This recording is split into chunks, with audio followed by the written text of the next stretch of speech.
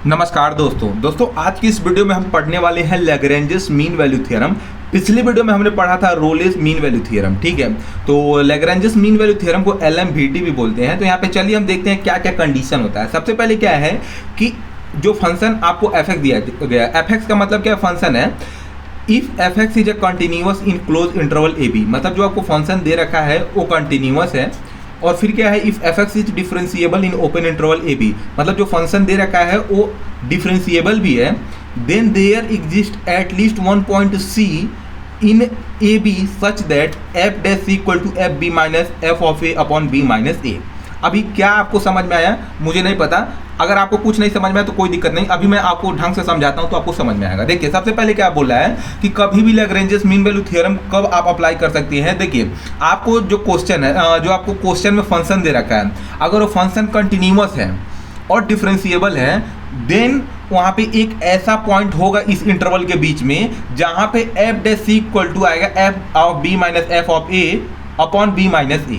अब थोड़ा सा हम इसको रोलेस थ्योरम से कंपेयर करेंगे। अभी देखिए एक चीज़ मैं बता रहा हूँ, अगर आपको अभी कुछ चीज़ें समझ में नहीं आ रही ना तो घबराइए मत, अभी वीडियो में एंड तक बने रहिए, सब बातें समझ में आएंगी। अभी बस सुनते जाइए चीज़ों को, ठीक है।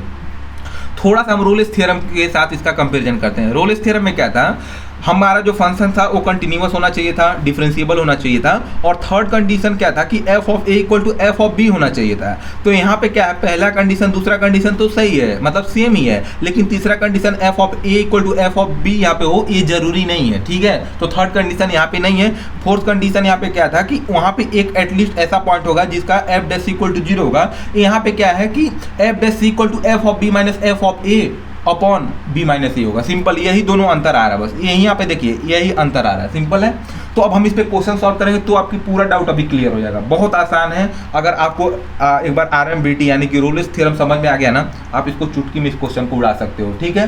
तो हम चलते हैं क्वेश्चन की तरफ और वहाँ पे क्वेश्चन को सॉल्व करेंगे और आपको अच्छे से समझाते हैं कि कैसे कैसे क्या करना है। तो यहाँ पे मैंने एक क्वेश्चन आपके ट्यूटोरियल से ले रखा है जिसमें लिखा है कि verify the Lagrange's mean value theorem for f(x) equal to sin x in 0 से पाई के इंटरवल में, ठीक है। तो सबसे पहले आपको कुछ करना नहीं है यहाँ, ठीक है। आपको सबसे पहले कुछ नहीं करना, आपको सबसे पहले जो भी गिवन है ना वो लिखना है। आपको ये लिखना है गिवन f ऑफ x, तो क्या है हमारा f ऑफ x sin x, ठीक है। उसके बाद हमको क्या लिखना होता है, इंटरवल।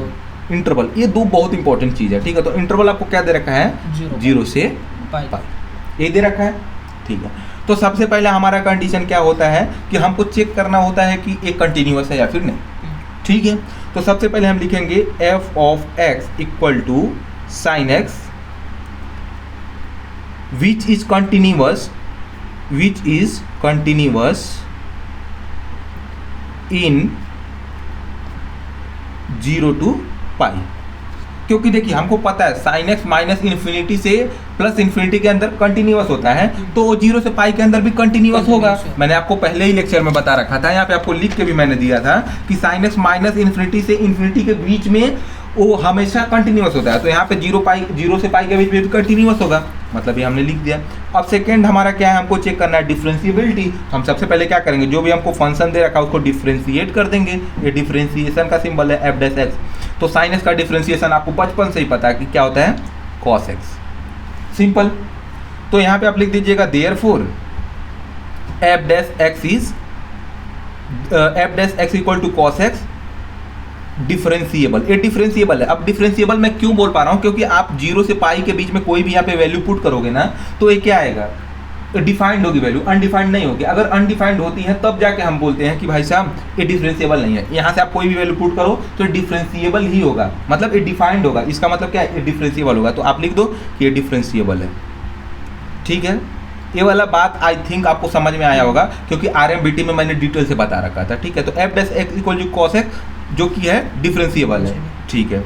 उसके बाद थर्ड पॉइंट हमारा क्या आ जाएगा, अब यहाँ पे हमको बस लिखना है f dash c equal to f of b minus f of a by b minus a, ठीक है।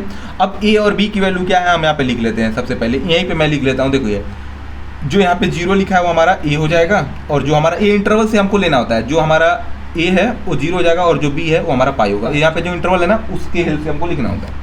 तो बस अब यहाँ पे f डैश c मतलब क्या है, जो फंक्शन है उसको डिफरेंशिएट करके c पुट करना है। तो मैंने तो यहाँ पे डिफरेंशिएट किया ही है, तो बस हम यहाँ पे लिख देते हैं F dash C equal to, यहाँ पे कॉस एक्स है तो वहाँ पे हम एक्स की जगह सी पुट कर देंगे, तो यहाँ पे हो जाएगा कॉस सी, सिंपल। तो ये हमको मिल गया। अब हमको क्या चाहिए, एफ ऑफ बी चाहिए, फिर एफ ऑफ ए चाहिए, फिर बी चाहिए, फिर ए चाहिए। तो बी और ए हमको पता चल गया, बस अब हमको एफ ऑफ बी और एफ ऑफ ए निकालना है और इस फार्मूले में पुट करना है, ठीक है। तो हम यहाँ पे कैलकुलेशन करते हैं। देखिए हमारा एफ डैश सी निकल गया। अब एफ ऑफ बी हमको फाइंड करना है। तो एफ ऑफ बी कैसे फाइंड करेंगे, देखिएगा एफ ऑफ बी का वैल्यू क्या है जल्दी से बताइए, पाई है। यहाँ पे पाई पुट करिए और जो आपका फंक्शन दे रखा है, देखिएगा यहाँ पे फंक्शन, यहाँ पे देखिए एफ ऑफ बी लिखा है, एफ ऑफ बी तो फंक्शन में पुट करना है। यहाँ पे एफ डैश सी लिखा है तो जो भी वैल्यू पुट करना रहेगा यहाँ पे डिफरेंशिएशन करके उसमें पुट करनी होती है। इस बात को ध्यान रखिएगा कि एफ लिखा है या फिर एफ डैश लिखा है, ठीक है, ठीक है जी। तो यहाँ पे हमको क्या लिखा है, एफ बी, मतलब जो हमको फंक्शन दे रखा है उसमें हमको एक्स की जगह पाई पुट कर देना है। तो क्या हो जाएगा, साइन पाई। साइन पाई की वैल्यू आती है 0, ठीक है, ठीक है। अब हमको निकालना है एफ ऑफ ए की वैल्यू क्या है, 0, तो यहाँ पे 0 पुट करो और साइन 0 यहाँ पे लिखो। तो साइन 0 की वैल्यू भी क्या आती है, 0, सिंपल। हमको ए मिल गया। अब हम सिंपली यहाँ पे फॉर्मूले में इस वैल्यू को पुट करते हैं। तो देखिए एफ डैश सी क्या मिला, कॉस सी, यहाँ पे देखिए ना एफ डैश सी क्या मिला, कॉस सी, तो इसके जगह कॉस सी लिखा, इक्वल टू का साइन था तो इक्वल टू लगाया। एफ ऑफ बी की वैल्यू क्या आई, 0, तो 0 पुट किया। एफ ऑफ ए की वैल्यू क्या आई, 0, तो यहाँ पे माइनस लगा के 0 पुट किया। उसके बाद बी की वैल्यू क्या, इधर देखिए पाई, और ए की वैल्यू क्या है, 0, तो बस 0 माइनस 0 अपॉन पाई। तो कुछ भी हो न्यूमरेटर में अगर 0 है तो वैल्यू पूरा 0 आ जाएगी। तो यहाँ पे हमको क्या मिल गया, कॉस सी इक्वल टू 0। अब यहाँ पे क्वेश्चन में बोल रखा था कि फाइंड सी, मतलब हमको सी की वैल्यू फाइंड करनी है। तो बस आपको दिमाग लगा लेना है और देख लेना है कि क्या हम एंगल लेते हैं कि हमारी वैल्यू 0 आती है कॉस पे। तो आपको पता है बचपन से कि अगर हम कॉस पाई बाई 2 ले लें तो उस पर वैल्यू 0 आती है, ठीक है। कॉस पाई बाई 2 मतलब कॉस 90 डिग्री पे कॉस की वैल्यू 0 आती है। तो बस कॉस पाई बाई 2, यानी कि यहाँ से इन दोनों को कंपेयर कर लीजिए, 0 कॉस सी, तो सी की वैल्यू क्या हो जाएगी, पाई बाई 2। मैंने क्या किया, देखिए हम इसको सिंप्लीफाई किए तो हमको cos c इक्वल टू 0 मिला।